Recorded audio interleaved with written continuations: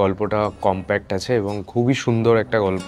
এখন আমি এই মুহূর্তে অনুরাগের ছোঁয়া করছি যে আমার চরিত্রটা আমি সোশ্যাল মিডিয়ায় অনেক এসএমএস আসে এবং আমরা সেটাকে ইন্টারঅ্যাক্ট করি।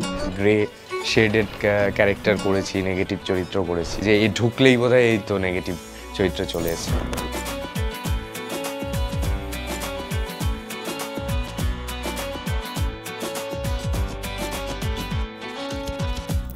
ফার্স্ট অফ বলবো যে জার্নি তো শুরু হয়েছে 2009 থেকে।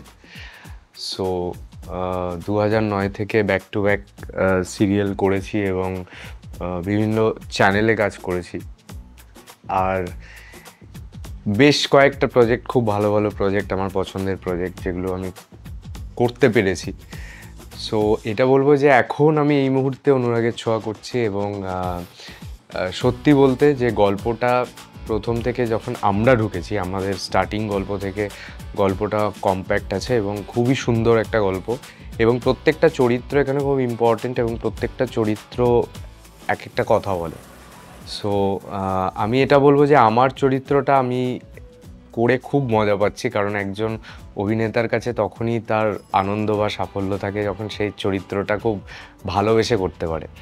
সো আমার খুব ভালো লাগছে চরিত্রটা করতে এবং খুব ইন্টারেস্টিং একটা চরিত্র, কারণ আমি এর আগে অনেক গ্রে শেডেড ক্যারেক্টার করেছি, নেগেটিভ চরিত্র করেছি।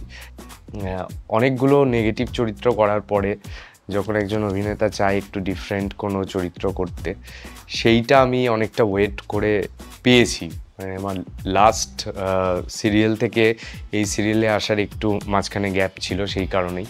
কারণ হয় না, দর্শকের মনে একজন নেগেটিভ চরিত্র করলে পরপর করলে তখন একটা তার সম্পর্কে ওরকমই ধারণা হয়ে যায় যে এই ঢুকলেই বোধহয় এই তো নেগেটিভ চরিত্র চলে এসেছে। সেইটা আমি ভাঙতে চেয়েছি, যার জন্য একটু সময় লেগেছে।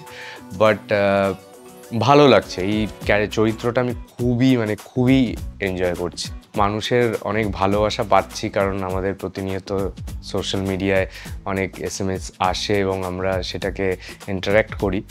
তো খুব ভালো লাগছে, মানুষ ভালোবাসছেন এবং আশা করি যে স্টোরি আরও ভালো হবে এবং আপনাদের ভালোবাসা সবসময় থাকবে।